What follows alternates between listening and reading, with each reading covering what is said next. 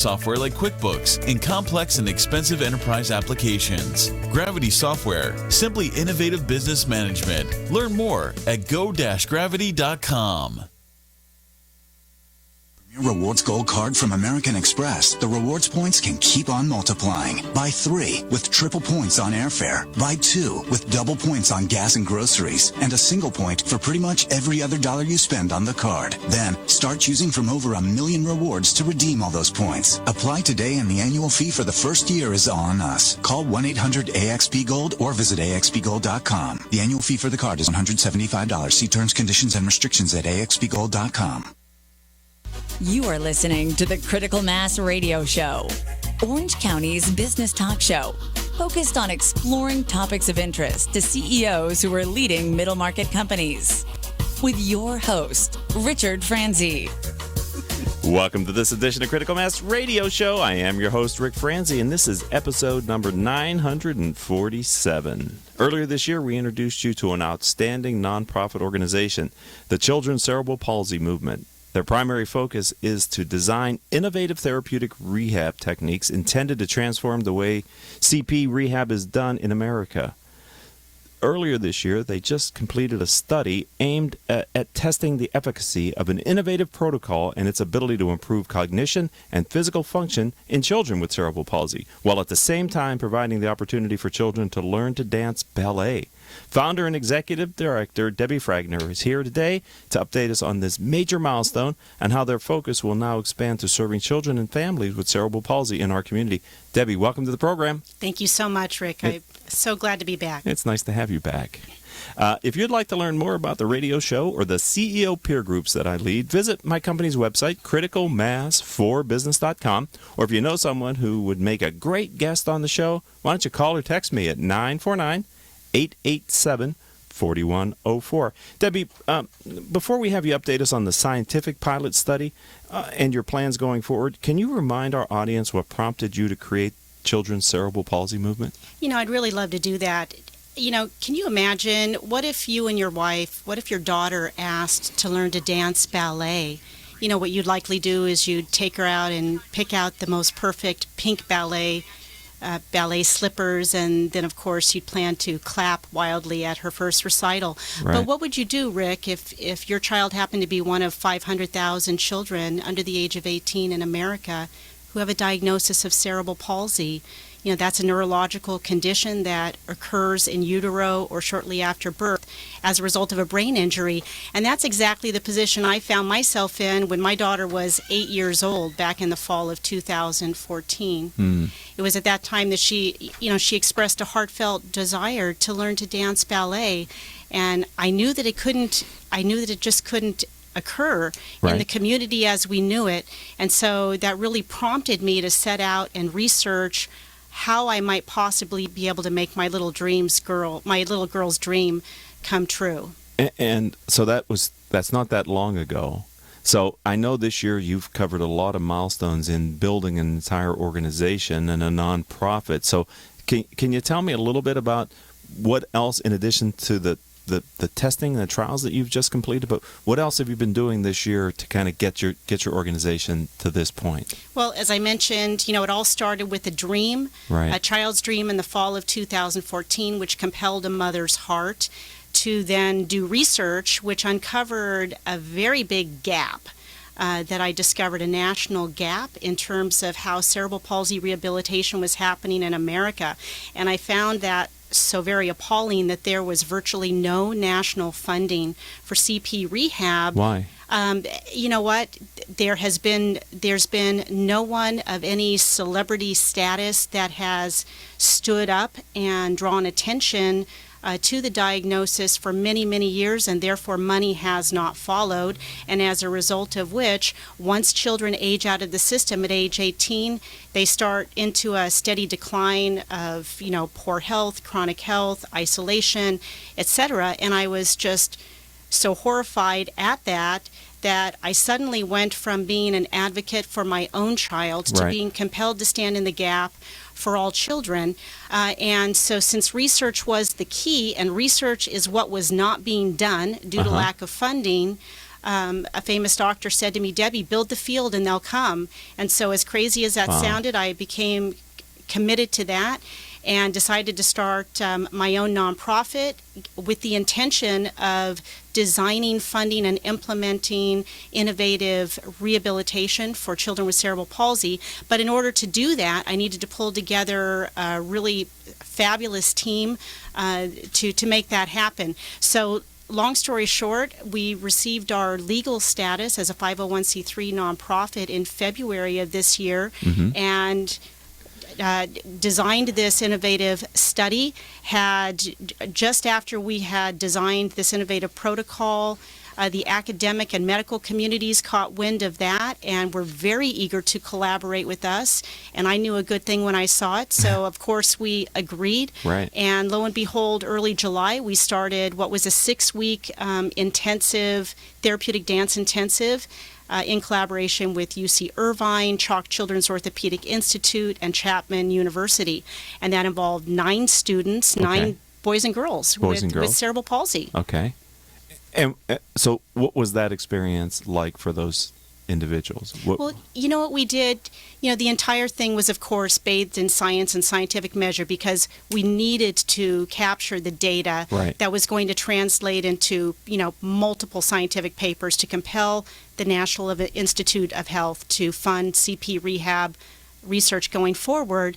But what it looked and felt like for the children on a daily basis was that they were being able to indulge their passion to learn to dance. And Rick, what I saw for the first time in years is I saw children meeting other children with a similar diagnosis. I mean, that might sound crazy to you, but we had never befriended anyone who had had cerebral palsy. So you had these little budding relationships forming in the class and in the hallways. And then you had these parents standing outside, sharing notes and building relationships and sharing their trials. That's really important, isn't it? It was just, it was really an amazing thing to me. I have to say it was kind of an unintended consequence, if you will, of the research. When we went into the research, my mind was just like so laser focused on doing the best of class gold standard research that we could. But as I was in the process, I saw the real demand that existed within these families, that the children had this need for friendship, for socialization. They needed an outlet to be able to go and partake in a physical activity that was previously thought impossible for children with cerebral palsy. And then there was the need of the parents to want to have friends and support and in need of education and resources. So as this was all going on, I thought, oh my gosh, phase 1 is the research, the pilot study. Phase 2 has to be a community program. Right. Because it's such a natural basic need. I mean, as you're describing it, I can imagine what it was like both for the children but also then for their parents to find a kind of a support organization and a sense of belonging and shared interests. So I believe in the power of peer learning, and this is a peer example of bringing people together. So kudos to you. And you brought together I remember when you invited me to an event, must have been in May or, I don't remember, April, May? April, yes. Okay. The caliber of the people that were there that were behind your cause now, I thought, and I still tell the story, the impact that one individual can have. One committed, determined, type A, driven person such as yourself, how you can rally a group of really talented professionals to work on a common cause. And it's cross-discipline between music and physical therapy and ballet, etc. I mean, it's just a wonderful testament to the ground you've covered in a very short amount of time. So I'm excited that you're back here. Thank you so much. All right, Debbie. So what's next? As I mentioned, the study is now over. It actually ended August 24th with the children performing in front of their families and the community. And I have to say there wasn't a dry eye in the house. It was beautiful. But, as we're now waiting for all the data to finish being analyzed, some of the data has been analyzed that has to do with executive function, that is cognition, and it's looking extremely promising. And there's going to be a scientific paper that is presented at Oxford University on that in 2017. And then it's still going to take about another 2 months for all the GATE data to be analyzed. But what I'm really thrilled to tell you today is that starting this Friday, Children's Cerebral Palsy Movement is going to be launching our community program. Okay, as a growth of the... Absolutely. Right? So we're translating the best practices that took place in the scientific lab, if you will, into a traditional dance studio in Mission Viejo. Wow. Families will be there able to watch their kids dance in the same safe and successful supported environment that they did at the university. And while the children are dancing and making friends and indulging their passions, we're going to be providing education, resources, and a support group right, for the caregivers. Can't underestimate which that. Is just how many students? Amazing. Because you had 9 in the original. We had 9 in the original, how many, and as we start going into the community program, we're going to be able to host 6 kids to start with. Because what you may not realize is that since children with cerebral palsy often present with balance issues, or maybe unable to stand or walk on their own, each child is going to have 2 professionally trained doctoral of physical therapy students there to assist and facilitate their movements. There will be other physical therapists in the room, professional dance instructors, and of course a live musician, because we adamantly believe that live music can prime neuroplasticity of the brain. That's amazing. All right, Debbie Fragner, we're going to take a short break. And so, ladies and gentlemen, if you're listening to us live here on octalkradio.net, don't go anywhere. Literally, this is like 60 seconds. And if you're listening to us on a podcast, I would ask that you indulge the short sponsor, since that sponsor is me. And we'll be right back with Debbie Fragner after this short word from me. Richard Franzi is the author of 2 popular business books for CEOs. His first book, Critical Mass, The 10 Explosive Powers of CEO Peer Groups, was the first book ever written on the secret value of CEO peer groups. His second book, now with newly updated information, is Critical Mass, The Power of CEO Guiding Principles. Richard's books contain powerful information to help CEOs running middle-market companies gain valuable insight to improve their decision-making skills. Richard's books are available as paperbacks or Kindle versions from Amazon.com. To find them, type Richard Franzi in the search box. And welcome back to this edition of Critical Mass Radio Show. I am your host, Ric Franzi. I told you we'd be back quickly. All shows can be heard anytime on iTunes, Stitcher, Spreaker.com, several hundred former guest websites whose CEOs have appeared on our radio show podcast. You know, since we started doing this in 2009, we've reached several 100,000 listeners through our live stream and these podcasts. Simply type in these 4 words in your favorite podcasting software. Those 4 words are Critical Mass Radio Show. And you will be able to get our weekly updates with interesting guests like Debbie Fragner, who's built an organization. Frankly, ladies and gentlemen, I said that in the first segment, in the first block, and I mean it. You know, she's the founder and executive director, probably unintentionally. I mean, you didn't know that you would go to this extent, I think, to have Maddie realize her dream. But as you learned more about what was needed, you realized someone needed to step in, and you sort of self-volunteered for that. You've dedicated how long to this campaign? To this? You know, I've dedicated a year and a half of my life on working around the clock on strictly a volunteer basis, just because I'm so passionate about this.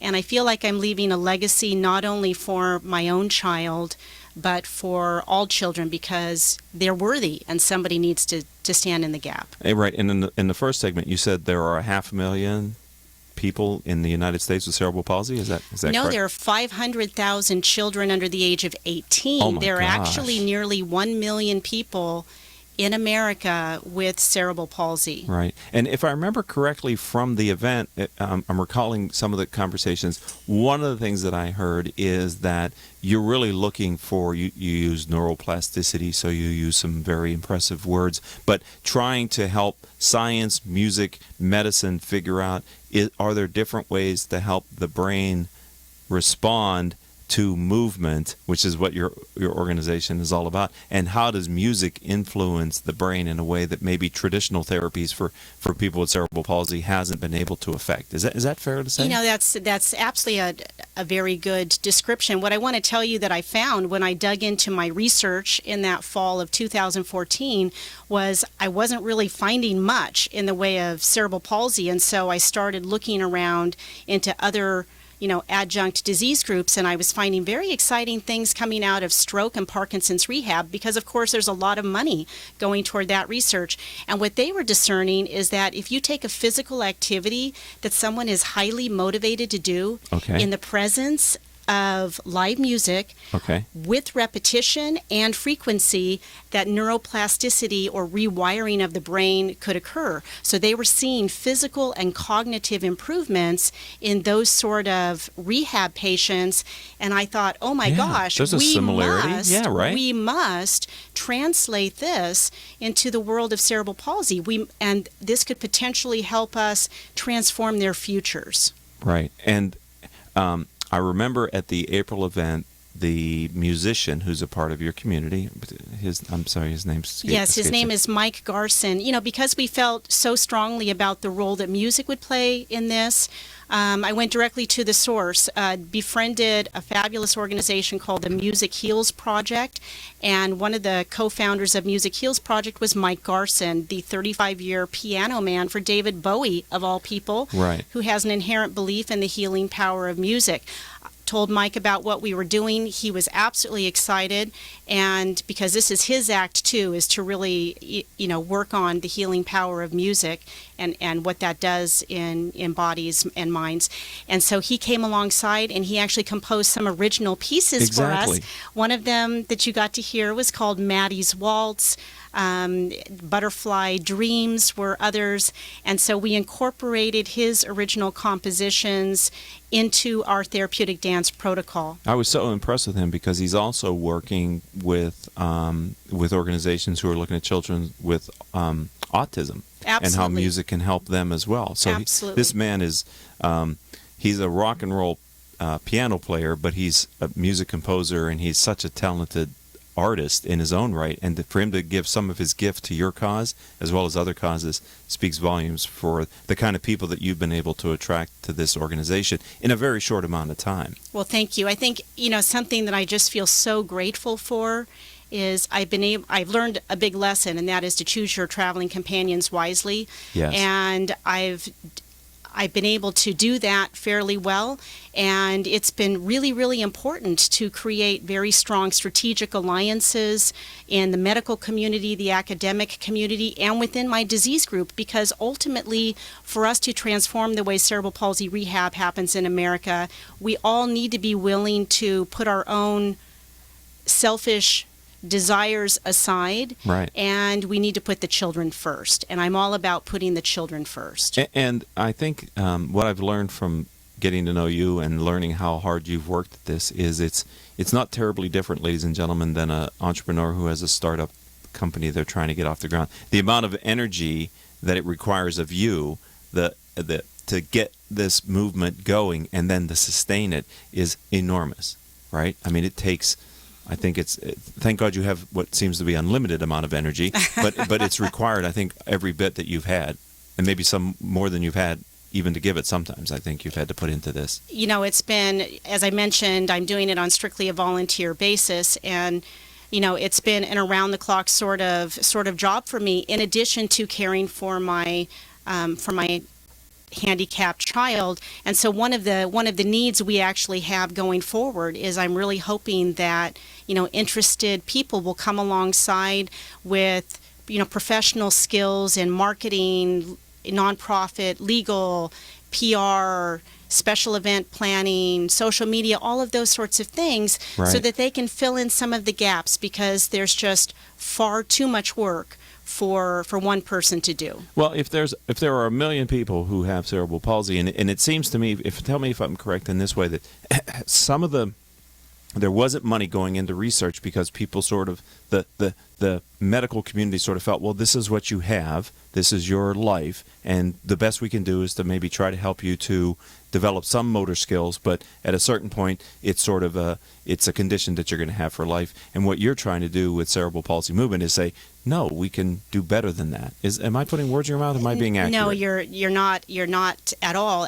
You know what? You're right. The way the medical community has behaved for eons is that they've said that cerebral palsy is a static, non-progressive condition. But what we're saying is no. The human brain is capable of healing, and we believe, and we're trying to prove, that cerebral palsy is a diagnosis, not a destiny.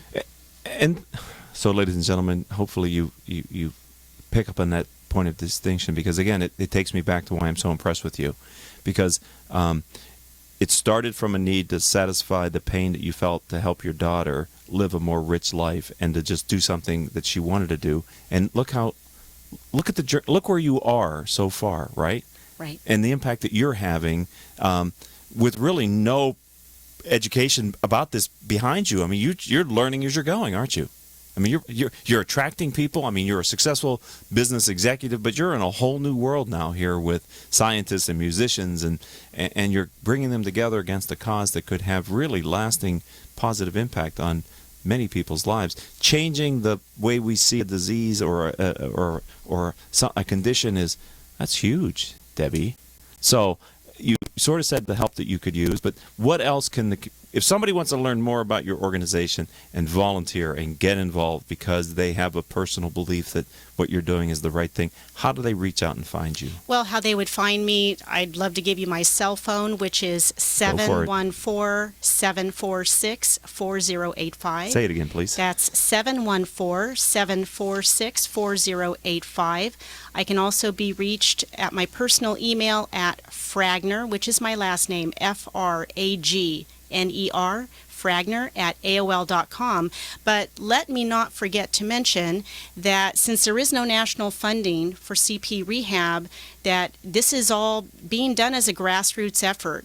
And, you know, the pilot study that we've just completed was completely funded by the private donations raised by Children's Cerebral Palsy Movement. And so as we transition into the community program, we're in desperate need of funding for angel givers to come alongside and to help us with that. And of course, we're now ramping up as well for a larger clinical trial, which we hope to take place in 2017. You're an amazing person, and it's great to have you back. I love what you're doing, and I'll keep an eye on you. Keep me informed. Let me know when you're doing things like this so that we can, here at Critical Mass Radio Show, we can stay on the pulse of the fine work that you're doing, Debbie Fragner. Thanks for being a friend of the program, a part of our community, and continued growth and success. And I really would hope that people that are either listening to us live on OC Talk Radio today in the stream or maybe as a podcast on iTunes, if you have some extra time and treasures and you're looking for a good, high-impact thing to do, I can't stress enough Children's Cerebral Palsy Movement. It would be a great place for you to lend your talents and treasures. So thank you again. It's been wonderful having you here. Thank you for inviting me. And ladies and gentlemen, that's going to do it for this segment of Critical Mass Radio Show. I'd like to thank our engineer for today, who is Paul Roberts. Our producers are Joan Park, Crystal Nunley, and Haley Stern. I'm your host, Ric Franzi. If you'd like to learn more about this radio show podcast or the firm that I lead, my company's website is simple, criticalmass4business.com. And until the next show, I hope all of your business decisions will move your company in a positive direction. You have been listening to Critical Mass Radio Show Business Talk Show, focused on exploring topics of interest to CEOs who are leading middle market companies. With your host, Richard Franzi.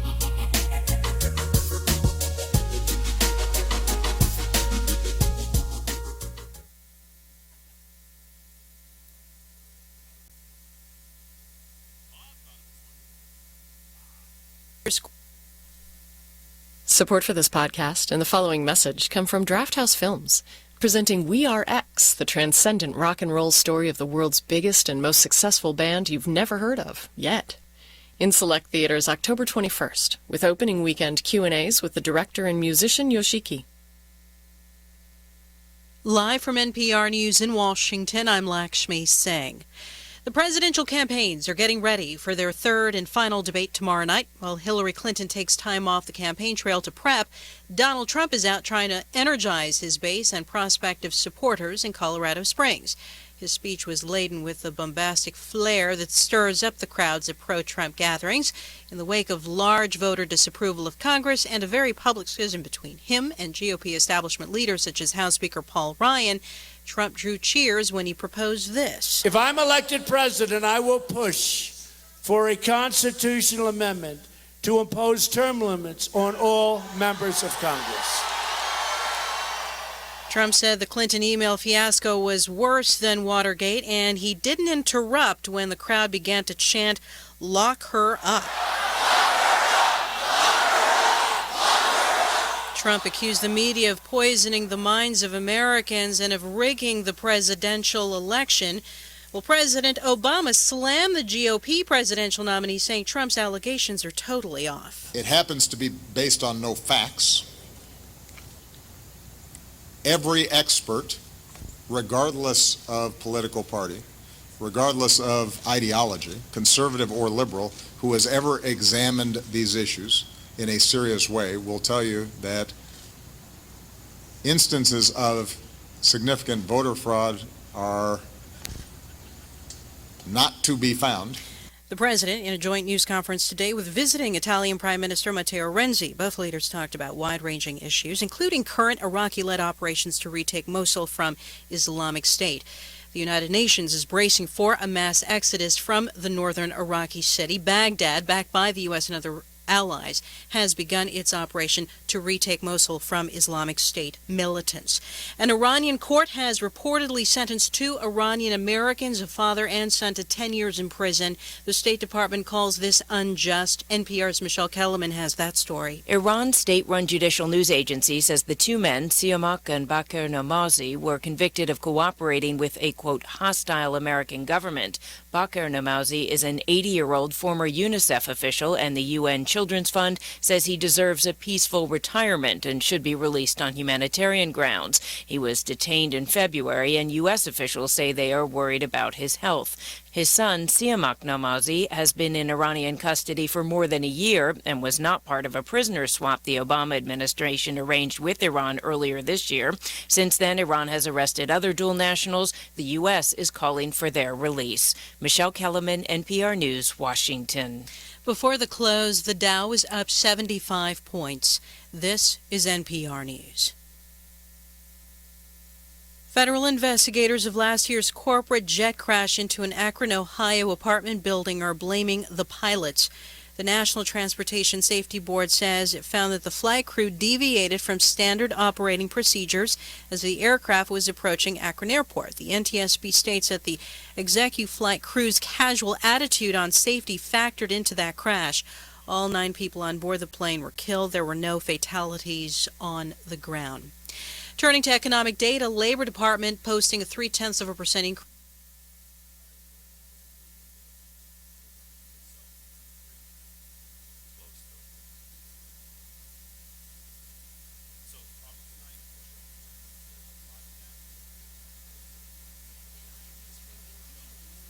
C. Barnett. To qualify for induction, a performer's first recording must be at least 25 years old. Seattle rockers Pearl Jam made the list on their first year of eligibility.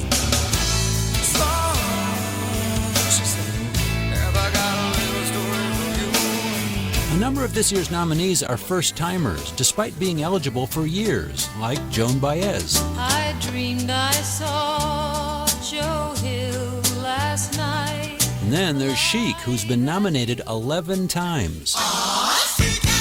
Approximately 800 music industry insiders will trim the list down to about a half dozen finalists who will be inducted next April. For NPR News, I'm David C. Barnett in Cleveland. And I'm Lakshmi Singh, NPR News in Washington. Does your company need more than basic financial transactions? Are you holding your business back with your entry-level accounting software? When your business starts to grow, and it will, you'll need more security, features, and functionality. Well, let me introduce you to Gravity Software. Gravity Software's online accounting solution is written on the Microsoft CRM platform. No more islands of information. Financials and CRM are fully integrated and in the cloud. Gravity's goal is to fill the gap between entry-level accounting software like QuickBooks and complex and expensive enterprise applications. Gravity Software, simply innovative business management. Learn more at go-gravity.com. You are listening to the Critical Mass Radio Show, Orange County's business talk show, focused on exploring topics of interest to CEOs who are leading middle market companies. With your host, Ric Franzi. Welcome to today's episode of Critical Mass Radio Show and Podcast. I am your host, Ric Franzi, and this is episode number 948. And oh, do we have a good one for you.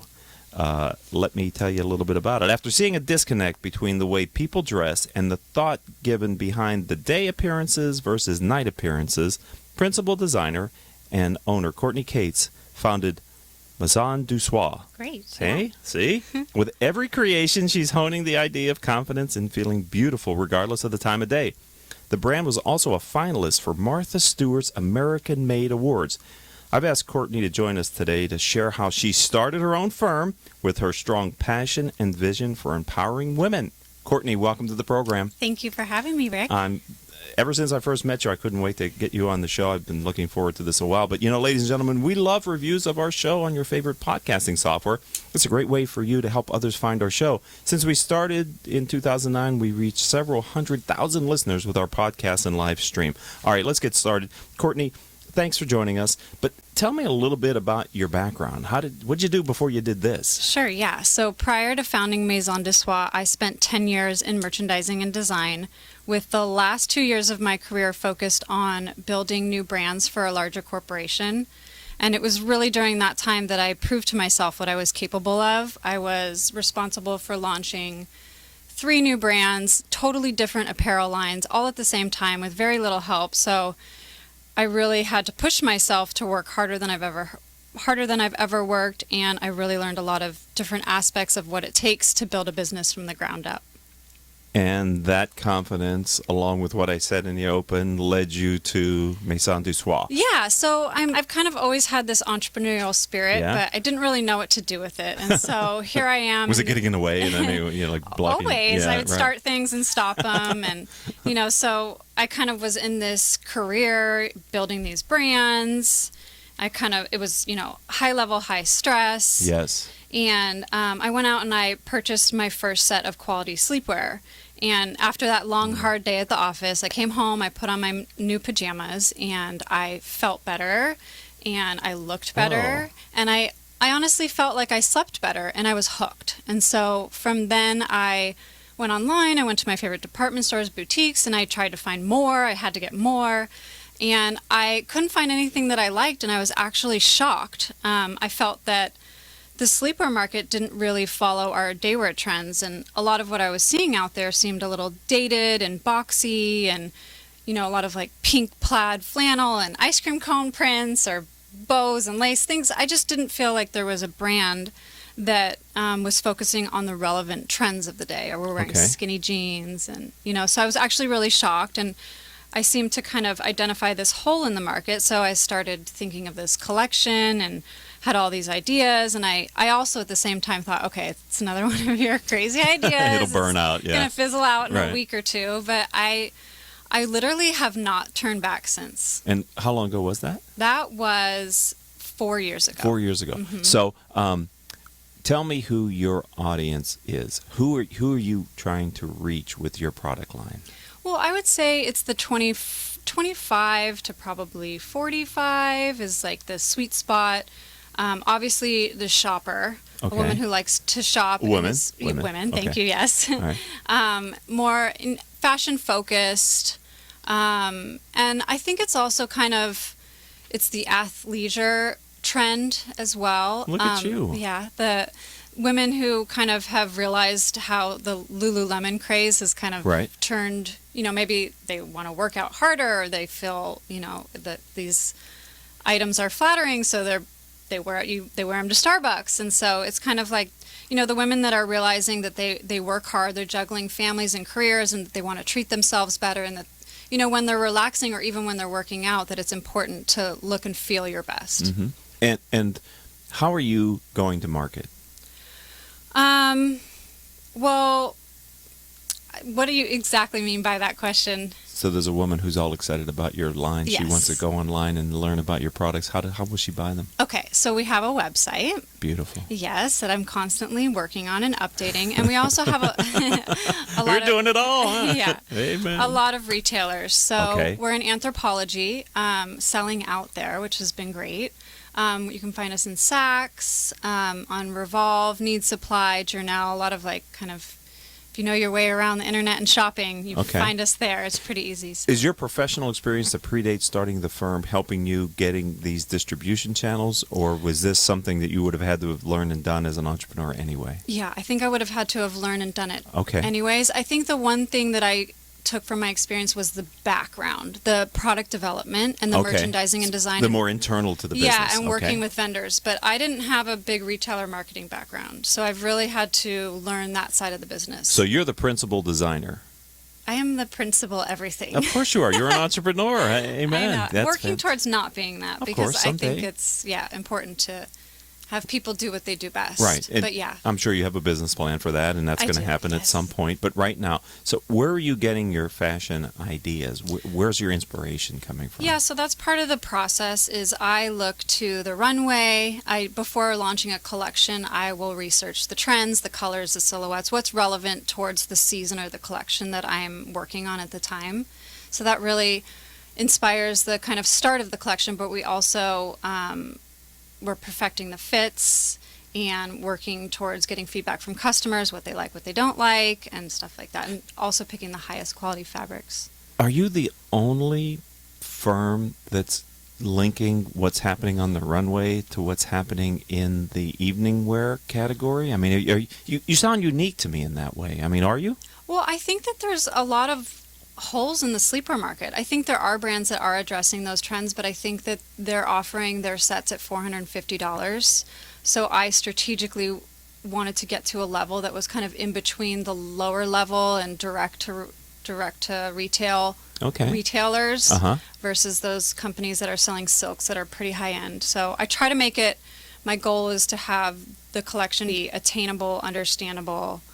Right, because you said your target DMA starts in their mid-20s, and you have to have some sense of value for 20-somethings as far as how much money do they really have disposable, right? Exactly. So a $400 sleepwear maybe doesn't attract a large audience down a 25-year-old? Maybe, maybe not. I mean, it was kind of me at the time when I was a working woman. I love that when entrepreneurs build a business for themselves and they realize there's a community of people like you. Yeah, I think I was 33 at the time when I started the brand. Okay. And I was, a hardworking VP level. I had money to spend, but not, I was still working hard for it. Right. So not too much, but it's kind of, I felt like I wasn't being offered what I wanted.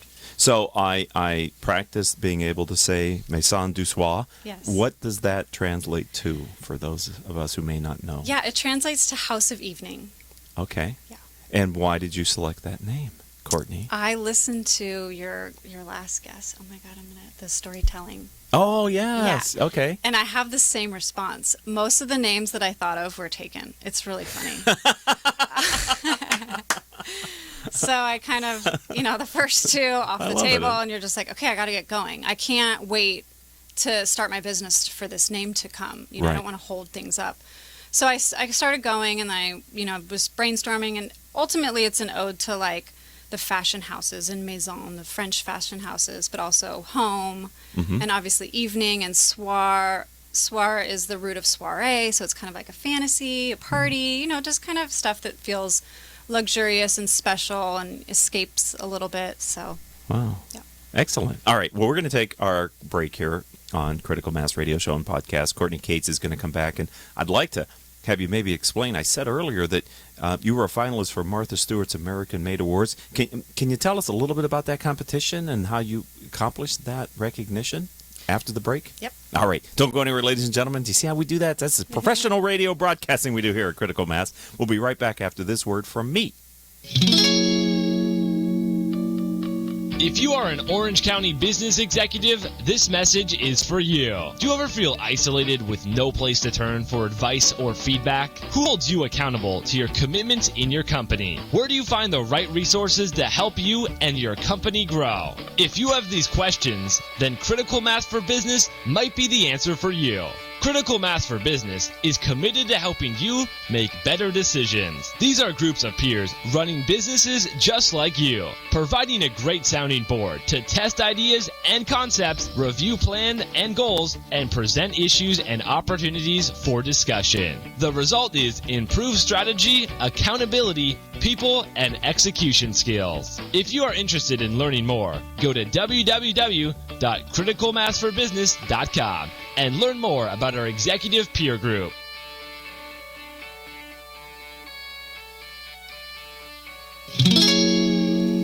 And welcome back to this edition of Critical Mass Radio Show. I am your host, Ric Franzi. I have Courtney Cates here. We're talking about her business that she started as an entrepreneur, Maison du Soir. I just would like to let you know that if you'd like to stay informed about the great guests like Courtney that we have each and every week, simply go to my website, criticalmass4business.com. At the bottom of any page, let me repeat that, any page, is a join our mailing list box. You simply put your email address in there, hit subscribe, and like magic, you'll start receiving our weekly newsletter, and that's all you'll get. We don't do anything else with your name. Simply deliver you the newsletter so that you'll be able to be informed about our upcoming guests and some special insights from me. All right, so before the break, we said, Courtney, you were able to compete in and be selected as a finalist in Martha Stewart's American Made Awards. How did this come about? It was a couple years ago, and I had been learning that there was a following and an appreciation for American-made goods, so I entered, and that's how it came about. It's a competition that kind of celebrates quality, craftsmanship. It recognizes uniqueness and supports like the importance of supporting local community and local production. Okay, and Martha Stewart's name's on it. Yes. So that has a certain positive branding. Yeah, so it was a couple years ago, and it was great for me in terms of exposure. It allowed my brand to reach out past people interested in sleepwear at that time to people that were interested in American-made goods. Okay, and did you get anything for it?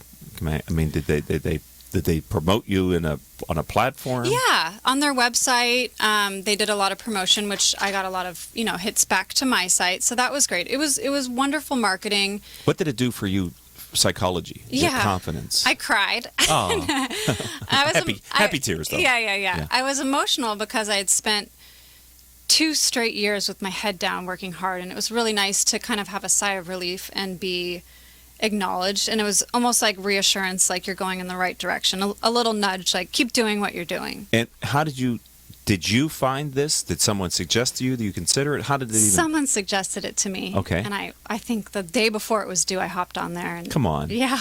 Really? Yeah. Wow. Okay. So we always look for teachable moments here on Critical Mass Radio Show, and if Paul was ready, he'd ring the gong, because the gong signifies a teachable moment here on the. So there you go, entrepreneurs. There's a teachable moment. You probably had more to do than, taking on even more work to be a part of Martha Stewart's American Made Awards. It was just more work, right?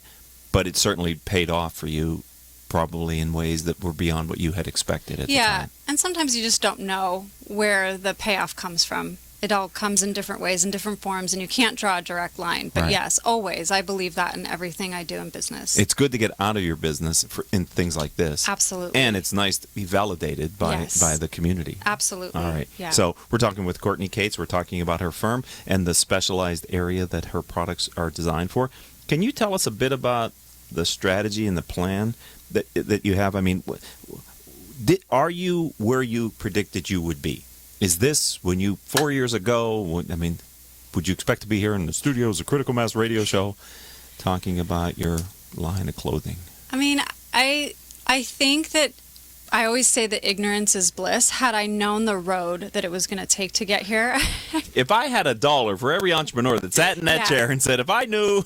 I probably wouldn't have done it. But thank God I didn't know, because I am so grateful and so glad that I have taken this path and I'm on it. It's been so rewarding. It has been a crazy roller coaster, but yeah, I mean, I've had a really good last 4 months. I feel like the business is starting to take a serious Last 4 turn. months? Yeah. What happened in the last 4 months? I think it was my showroom's on fire. I can't even keep up with all the accounts that they're adding, so I'm so grateful to them. Okay. And we sold out in Anthropology, so they're reordering a lot. Okay. Which is great. We shipped to Saks for the first time, and it's just starting to turn a corner where I feel like, okay, this time it feels a little bit better on this roller coaster. Is there a season to your lines? I mean, tell me that. Yeah, I do two I don't know. 2 to 3 seasons a year. Yeah. Okay. And so that's why I think it's important is like most apparel brands do have seasons and sleeper brands do have seasons, but I make it a point to focus on the colors that are relevant. And I feel like some sleeper brands out there stick to the light blues, the light pinks, and aren't really focusing on what's kind of happening in our day wear. Are there specific places you go to demonstrate your seasons? I mean, is there a runway where models are walking down in fashionable sleepwear? I mean, how does that work? I'm sorry to display my ignorance. I'm just curious. No, I love it. It's great. There's trade shows. Trade shows. Yeah, and there's market weeks in LA and New York, and so I'm in New York twice a year for the different trade shows and market weeks. Could you ever go back to working for somebody? Oh, no. I love it. Your honestness. I am a straight shooter. Right. Yeah. Right. So take us on a journey to the future. Right? We're talking about telling stories. Yeah. Where do you see yourself in 5 or 10 years? I don't know when the time horizon's in your plan, but like, what's the future hold? I have always dreamt of Maison de Soie being a multi-million-dollar sleepwear and loungewear line that is a leader in the industry and taking significant share of that market. What is that? How big is that market? I mean, It's growing. I mean, I think the last time I put in my business plan, it was probably dated, so the information that I have. But it's a growing market. I think it's on the heels of the athleisure trend. Is it a global market, or is it Yes. North? It's a global market. Yeah. So we're in Mexico, Spain, I think the UK, and in Australia. Do you get there through the retail channel? Do you get there online? How do you get a presence in those foreign markets? Wholesale. Well, we're selling wholesale to these retailers there. And one of the retailers in Spain focuses on like good ethics, like clothing companies with good ethics. Okay. So I tell the story about local production and supporting local families and stuff like that. So what's that story?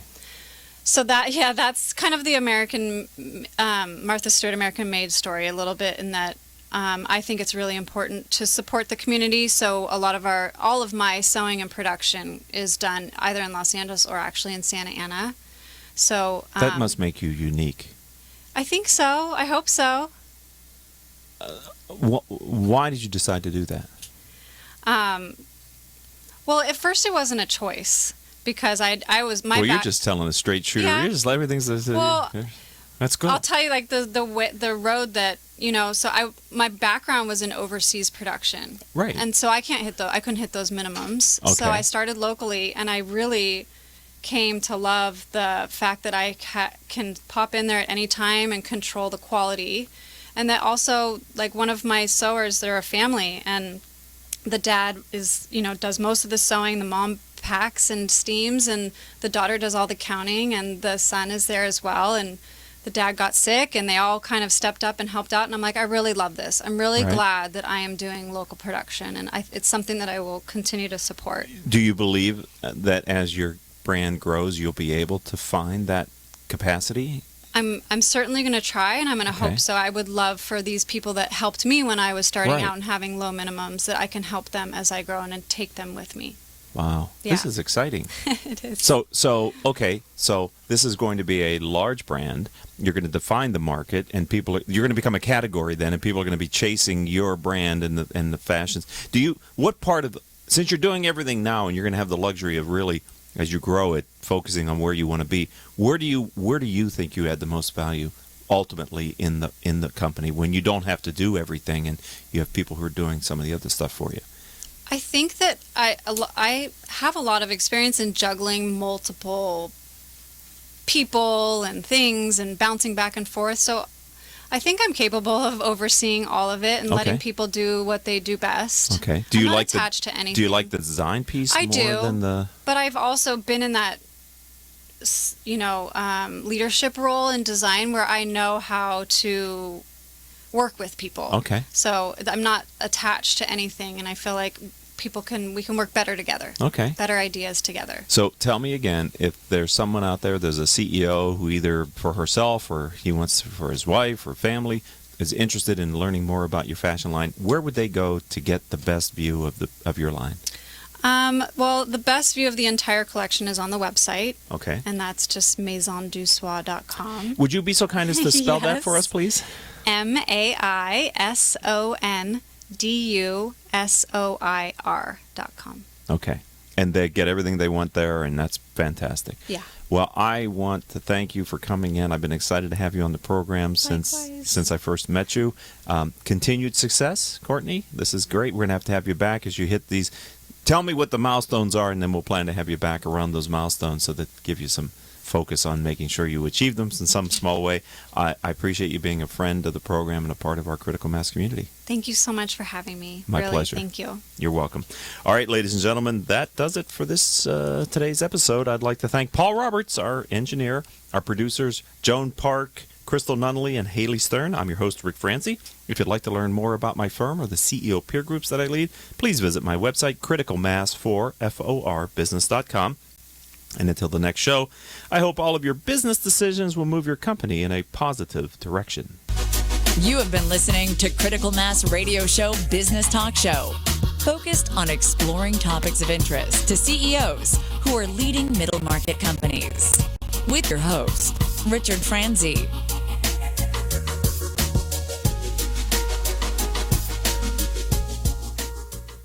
Imagine what it would feel like to lose everything: your job, your home, your family, your dignity.